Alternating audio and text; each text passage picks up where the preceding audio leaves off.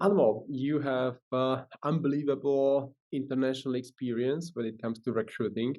You've been recruiting in India, you've been recruiting in Europe, in the UK, Switzerland, and Poland as well. You've been recruiting in Malaysia, where you spent 1 year, and then you moved to Sydney, where you spent several months as well. And for the last 7 years, you've been working in Singapore. I mean, that's just unbelievable. I mean, you cover most of the continents by this time. So today we are going to dive deeper to your experience recruiting in all of these different countries. But before we get to that, which country did you like most? Where was it most fun to actually recruit candidates in? Well, thank you, Michael. Thank you so much for inviting me for this podcast. Um, I think if just to begin with, if you ask me where is my favorite spot, when I started working from India, I think in the beginning of my career, that was my favorite spot, and I really liked it. But if you ask me now, I would say Singapore because if I compare from all other regions, the how recruitment world is, how the business is, I would say it's more convenient for me. It's more easier for me compared to any other region. So if you ask me like where you want to recruit, I'll close my eyes, open up, and say that oh, it's Singapore because that's my favorite spot right now. Wonderful, wonderful. So you've been in recruiting for several years, right? 10 years, 12 years by now? I would say 10 plus years now because so how I started was back in India. I started with some basic level of IT recruitments. So how I put it as that I started when I was recruiting, Java was at the very like initial version. I would say like third or fourth version of Java. But when you look at, I do not do development recruitments now, the application development now. But I've seen that Java is at a completely different level. I mean, there are completely different versions of Java. But back then it was just four. DevOps was yet to come in the market. There was no DevOps. I mean, it was just a .NET technology, C Sharp, or it could be Java development, or people were still doing development on COBOL and mainframe, that kind of technologies. Mm. So coming back from then and right now, like it's a boom of tech. Like everyone is using technology. Like even if you talk about financial industry, manufacturing, or anything, I mean, we see tech is everywhere. Yeah, and there are more and more IT terminologies, right? Programming languages, frameworks. So, how do you actually absorb and how do you learn all of these new keywords? Because there are some people out there who are a bit of afraid of all of these IT jargon. So, how do you cope with all of these new technologies? Well, as a recruiter, Michael, it's not like it's technically my job is to understand every technology. I try to understand that. Sometimes when I receive the job description from a client, it's completely new for me. I do not know that what is this technology. So in that case, how I put it as that what is my prime source of information is all my candidates. When I speak to them, I make sure that I hear them very properly. I try to learn things from my candidates. And of course, as a recruiter we have a Google and other tools where we go and search about the tech. We get a bit of basic information, but exactly what this person is going to do, what kind of problem this person is solving, I get main source of my information from candidates. Client can give you a little bit of idea about what's happening, what is this new tech, what is this new stack which they're hiring for. But I would say the prime source for everyone, I would recommend it's candidates. Listen to them. They are very, very good people. They love to talk about what they're doing. Mhm. And if you hear them properly, you will get complete idea because that's the person who's doing the job. Yeah, yeah. So they know a lot about the technology, and hopefully they Yes. can also explain it, right? Yeah, Um, exactly. I mean, yeah, they yeah. do that. And they're very happy that if a recruiter who's listening to them, they're very happy to explain that. I've seen many recruiters, those who just fill the checklist, I mean, doing the things, but I mean, they love to talk to people, those who are listening to them, because uh, I mean, for them, if somebody else from outside of what their domain is hearing them, that's a great news. Yeah, yeah, awesome, cool. So coming back to all of these countries that I mentioned, India, Europe, Singapore, Malaysia, Australia. So maybe somehow cover them, and would you be able to tell us differences when it comes to recruiting candidates? Like, just where was it, let's say, easiest for you to recruit candidates? Okay. Uh, well, that's a good question because easiest, I would say it's always in India. because Mhm. uh, pool of candidates. India is a big country. Population is so big, and if you see the IT, if you try to pick a stone and throw it on someone, it's actually hitting an IT engineer because a lot of people in IT. So be it northern part of India, which includes New Delhi, or southern parts, which is Bangalore or Chennai, you have plenty of candidates, and they're willing to move across the country. They're willing to go for any jobs. So easier because there are a lot of candidates, but at the same time, the competition is very, very big. Like Mm. there are so many agencies in the market, and since employers are being spoiled by all of these choices of candidates, it's easier, but at the same time, it's a bit of a tricky in a way. Mm. If you ask me that, like apart from that, like which is the other market which is easier as well, I would say UK. In the UK market, I mean, it's not that tough, because you see like good number of candidates available over there, and a lot of people from Europe are there working in the UK, so they are also available. So two markets where it is easier, I would say India and the UK. Mhm. But like I said in the beginning, my favorite market is always Singapore. The pool is very small, but you really have to understand the market. So where I would love to recruit is always Singapore. Hmm. Interesting. Interesting. Okay. And on the other side, where is it the hardest? Because of I don't know, the talent pool, or because of the environment, or maybe clients. Where did you find it the hardest? I would say it's if you compare everything else, I mean, a little bit in terms of, because I got a small assignment to work in the Switzerland. So Mhm. there in the Zurich area, it's very tough because it's not easy to find the right talent. That is a place where we really struggle for the talent. It's not easy to find talent over there, especially in the IT. It's not easy to find candidates over there. Uh, if you move to the Asia Pacific market, of course, it's Singapore is one Mhm. of the markets which is tough. Uh, I love to recruit here, but there are certain ways. I mean, you really have to work hard here.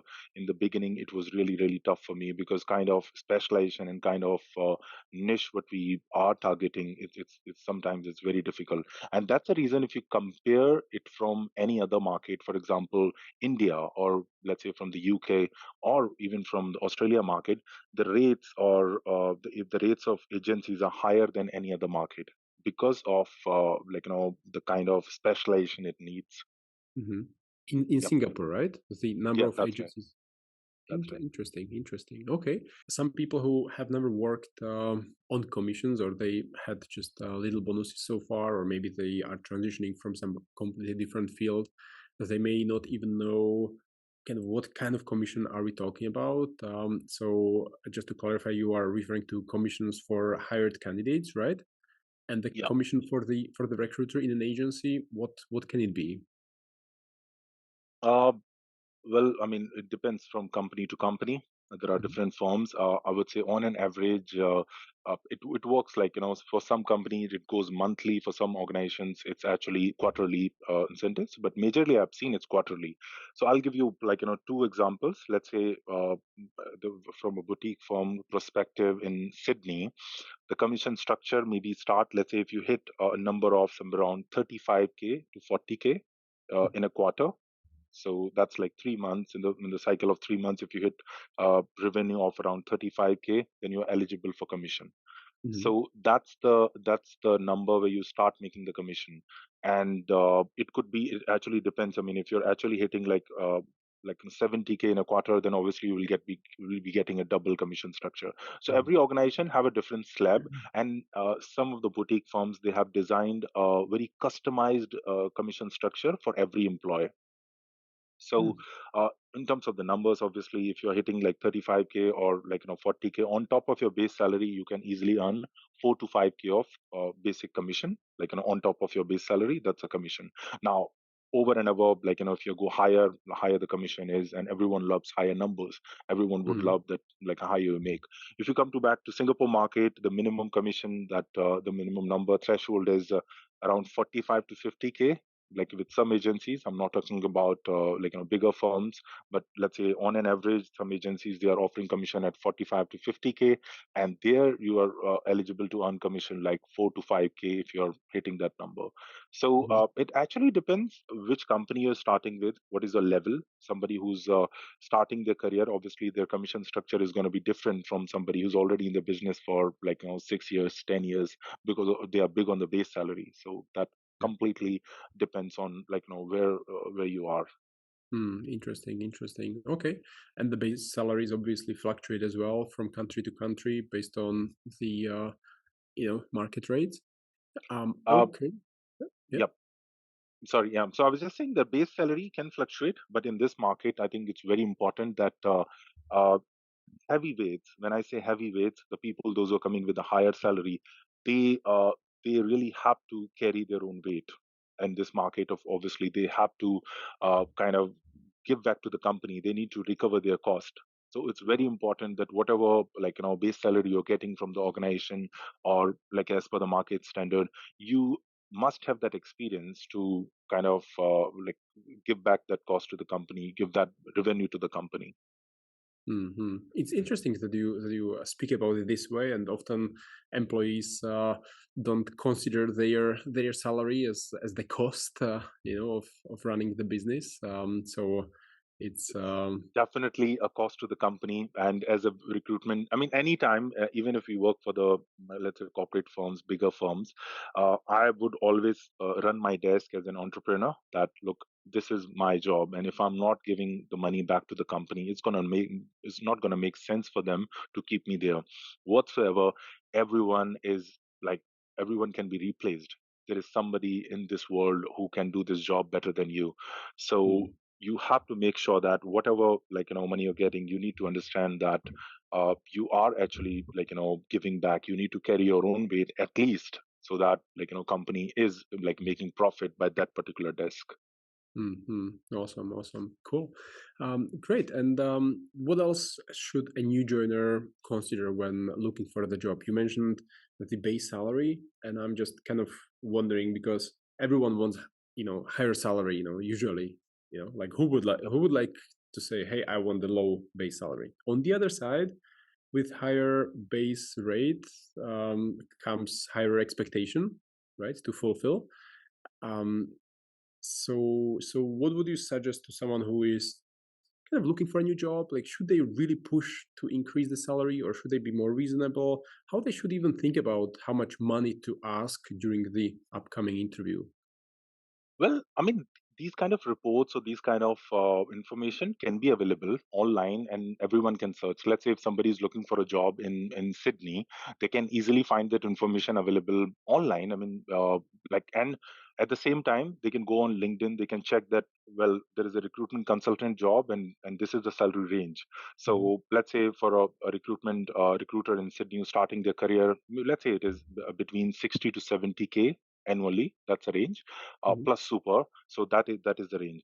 What I would always recommend somebody who's starting their career is that you need to find a job where, because this is the very beginning of your career, you need to find a job where you can get trainings, somebody who can train you well, somebody who can show you the path of your career, the vision, because that's more important. uh, in 3 years of your 3 years of your career, you can only, if you're only thinking about the money and the commission, it's not going to make sense. Very important is that if you're joining an agency, you need to know that the people, those are working there, for how long they have been there, how long they have mhm, been in their business, and what kind of specialization they have.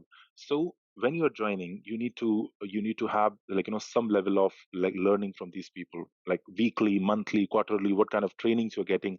But that training is very important in the beginning. mm, Money, if you actually know the game, and if you are actually a good recruiter, you can actually make money, because in our business, I mean, you have been in this industry for quite some time, and you know that we can have good quarters, and every good recruiters can have bad quarters, good and bad. It happens with everyone. We work hard, we give 100%, but sometimes it doesn't work, because uh, there are things which are not in our control. This is recruitments, things which are beyond our control, and we are actually selling a product which is called as candidate, who can change their mind at any given point of time. So important is that we do the right things and we have the right process in place. So of course, apart from the money, I would say that if you are making a selection, you need to understand that what kind of learning you're going to have. What is the stability in the company? Are they actually looking for people just for like 1 or 2 years, or people are actually making their career in that agency? Because I mean, I know that 2023 was not a great year, but let's say 21, 22, post COVID, everyone was searching for a good recruiter. Everyone was searching for a recruiter, and there were a lot of requirements in the market. Now, people, those who started their career, those who got like such a big salaries in the market, right now they're not able to fill up the roles, and they're not actually getting any requirements. They're really struggling in the market. It's all because you need to learn that the process should be right. I mean, you Mm. have to like understand the process, and which comes from the training, and of course, the culture of the company. Yeah, yeah. Well, now you mentioned several very interesting things, including the market and the swings on the market. Sometimes we have better quarters, sometimes worse. So, what is the market like now in Singapore? Are companies hiring? Do you experience some downtime in terms of placing candidates? I'll just put it in like I'll answer this question in two different ways. So first one is that if I compare this market from 2019, it's not Hmm. that bad. So I was in the market in 2019, and I saw that picking up a job and closing a job would give you excitement. It can the happiness can last for around 1 week of time. But at the same time, COVID and post-COVID era, I saw everything in Singapore. Post-COVID, oh my, there was so many requirements. Like everyone was hiring, and if we make like 50% of efforts what we are making today, we get placements. And Hmm. it's not just one placement. We used to get like 3 to 4 placements in a month, and I'm talking about the perm desk where you are getting like big tickets, and good number of candidates were getting closed. So that was the time in 21 and 22. I think by mid of 22, I started seeing that some of the clients, they have started changing their hiring plans. And of course, 23 wasn't a good year, because from the beginning itself, not so many people were willing to hire. And at the same time, multiple firms, they came up with a strategy that reorganization within the company, and like mass layoff. We heard that news. Yeah. With one organization announcing something like that, 10 other companies, they actually just fold their plans, and they just think of like, let's observe the market situation, let's see Mhm. what's going to happen next. And because of that, entire year we have been struggling in terms of roles, and if I just compare it from 21 or 22. Now, if I compare this market, let's say with Sydney or any other market, Singapore is in a much better situation Mhm. because of like different reasons. But at the same time, if I compare it from any other market, because let's say like if I compare it from Australia, Melbourne or Sydney, they are really, really in bad shape compared to Singapore. Singapore is still in much better shape because of the local firms hiring, and there are various sectors. Let's say from Southeast Asia itself, the growing and emerging markets. Because of that, we are really, really in a good shape. So if I make that kind of comparison, Singapore is Yeah. still much better spot. But if you compare Singapore itself from last 2 years, then definitely this year we were struggling. Mhm. Very interesting. Very interesting comparison. And you also mentioned some numbers in terms of placements per month that recruiters can expect. So, based on your experience, what is reasonable to expect to place within an agency setup per month or per quarter? Well, that depends on if you're talking about the permanent or contracting. Well, Mhm. contracting, obviously, the process is like not that long, so people can expect fast turnaround time, and the placement numbers are higher. But if I talk about technology permanent, I think depends on if I talk about like my desk or my team, which currently working with me, 1 to 2 placements, because the ticket size is coming around Mhm. 20K to 25K. So 1 to 2 placements a month, and 2 placements that comes around 40K a month, which considered to be as a good number. Uh, at least one placement. That's what we target, and that's what we always target upon. But at the same time, if you talk about contracting, I think 2 to 3 placements, that's quite Mhm. normal. Yeah, yeah, awesome, awesome, wonderful. Well, it's just very useful to hear these numbers from someone like you know, with your experience working in so many different international markets. So just these benchmarks are good to keep in mind. Also, when people are kind of frustrated often because they don't make a placement, you know. So how would you suggest someone who is not hitting these numbers and someone who may be frustrated because you know, he or she just made one placement in the last 2 months, like how to handle it psychologically? Because often it triggers this downward spiral when you know you don't make a placement, then you get frustrated, then you stop responding to candidates promptly, and then it triggers you know more negative thoughts, and how to get actually out of this and stay in the positive shape. I would say, Michael, if I just have to answer this question, it's impossible to get out of it because we are recruiters and we always face the situation that, I mean, just to let you know that, um, I think in the morning itself, I was having a candidate and he was going for the final discussion. I was expecting that this is going to be an offer, but he was told that, oh, they have other candidates. And it was a bit of like heartbreak for me. And for, I would say, like 10 to 20 minutes, I was upset. That's fine. But important is how quickly we move on from that particular spot to doing something else. What I Hmm. believe in that, I do not judge myself, or I always say this to my team, that do not judge yourself with a placement this month. Always count your day, the activities you do every day, Hmm. the activities you do. Because if somebody asks me that how was your day, and if I have a placement today, I won't be say that it's a great day. Placement came because I worked hard for it 3 months back or 2 months back, because this interview process took 4 weeks of time or 5 6 weeks of time, and it was a very very long process. But what I'm really proud today, that I had three great conversations with these candidates, and two of them are brilliant. They are, Hmm. if they're going to go for interview, these guys will get an offer sooner or later. Maybe the process is going to be long. So my always my team comes to me and they would ask me the same question. I would always recommend that keep on doing something in terms of your activities. Make those client connects, have those client meetings, or you connect with your candidates. Meet five great candidates every week. Doesn't matter whether you have a job for them or not. Let them know that, look, I do not have a job for you right now, but if you connect with me, I'll find a right job for you, and leave it to me. Have trust in me. I'll get that job for you. And when you go back to client, tell them the same thing, that, look, I have this great candidate. Would you want to hire this person in your company? So Hmm. frustration, it's not going to be like, there is no such formula for that it's going to end.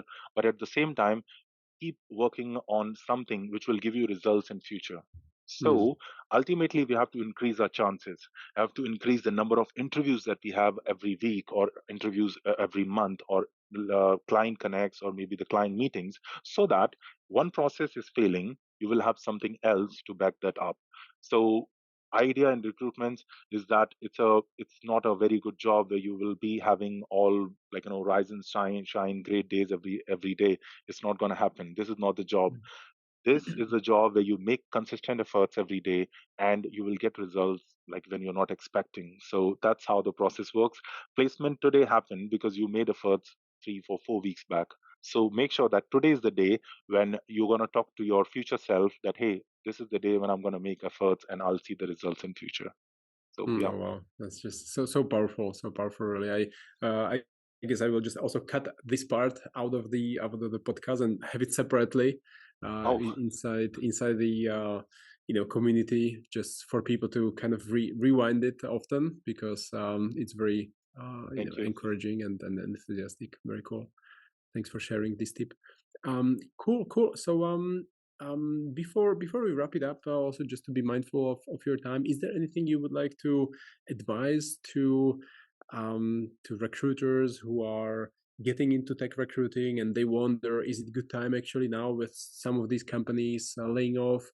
Would you say you know IT is a good place now to invest time into, or would you rather say, hey, there is you know something else to focus on? I mean, I've been doing IT all along, and I all my life I've been doing IT. So I would always recommend IT. because that's the future.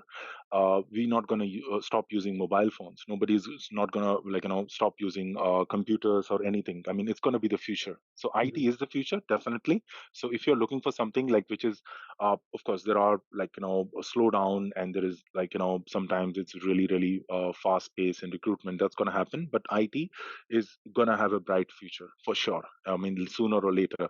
But at the same time, if you really like something which can give you excitement every day, it's all about recruitment. If you really really like this thing from your heart, if you really really like to talk to people, interact with people, then this is a job for you. There are disappointing days. There are days when you really feel frustrated, when you don't do not know what you can control and what you cannot control. That's, I think, is part of the job. But at the same time, this is a very very rewarding career. This will give Mhm. you results in future. You can actually there are days when you can actually write your own paycheck, because you know what you can recruit in a good market. You can actually make a lot of money in this particular business, because that's how it works. But to reach that day, you have to spend a lot of time and a lot of good efforts to reach over there, a lot of good interactions with clients and candidates. But at the same time, what I recommend to everyone: build your own brand. Do not just go and I mean, if you're talking to a candidate, say the right thing and do the right thing. If you're going to say that, look, I'm going to call you back in 2 days of time, make sure that you call them after 2 days of time, even Mhm. if you do not have an update. For a candidate, no news is still is a news. You talk to Mhm. them and let them know that, look, I do not have a news from client, but that's all right. Whenever I have, I'll come back to you. I just spoke to a couple of candidates. I told them, the look, it's Friday. I do not have an update, but yeah, as soon as I have an update on Monday or Tuesday, I'll let you know. And they're very happy about it, because I'm building my own relationship. That's my personal relationship, my personal branding with them. So, all young recruiters, make sure that you build your own brand. You have your own words to keep whenever you're talking to your candidates or clients. Make sure that, you whatever you say, just do that thing. Simple. Mm, mm. Wonderful, wonderful. This is so powerful. Thanks for sharing. Awesome, great. So it's been very enlightening to learn from your experience working on all of these different markets. For the last 12 years. So yeah, thanks a lot for being a part of the podcast. And is there any website or LinkedIn profile, LinkedIn page where people can find a bit more about you? Would you like to share any kind of website or something that I would include in the show notes? Sure, Michael. Thank you so much for giving this opportunity. I have my LinkedIn page, and I post every week about something about recruitment, something about my learning. Recently, I published some articles, and so articles are like, I'll make it when I'm very much impressed by a topic. I really want to write about it. Mhm. Then I publish an article. Apart from that, I do a weekly post. So posts are like, all right, what's gonna do? Uh, let's say to candidates or my fellow recruiters, what you should be doing during an interview, what you can do after an interview, like post interview thing, when you're waiting for the feedback, or let's say, whether you should, what you should do with the emails, how you're going to negotiate the salary. So all of those topics I cover like in a weekly post. I keep posting that. So I have a little pool of people, those who appreciate and those who like my work, and I just target my audience. I mean, doesn't matter how big is the pool, but it matters that uh, if I'm getting the honest feedback from them, if they're liking it, if 10 people are reading my work, I'm very happy with that, because at least I'm influencing 10 people. I do not Mhm. need like 100 people those who are liking my post. I do not want that. I want those 10 people, because I'm influencing these 10 people in a way. So that's Mhm. what matters. Mhm. That's great. That's great. Okay, so I'll include the link to your LinkedIn profile in the Yep. show notes so that people can connect with you and also read your posts. Thank you so Wonderful. much, Michael. Thank you so Yeah. much. Thanks for coming. Have a wonderful day. You too. Thank you.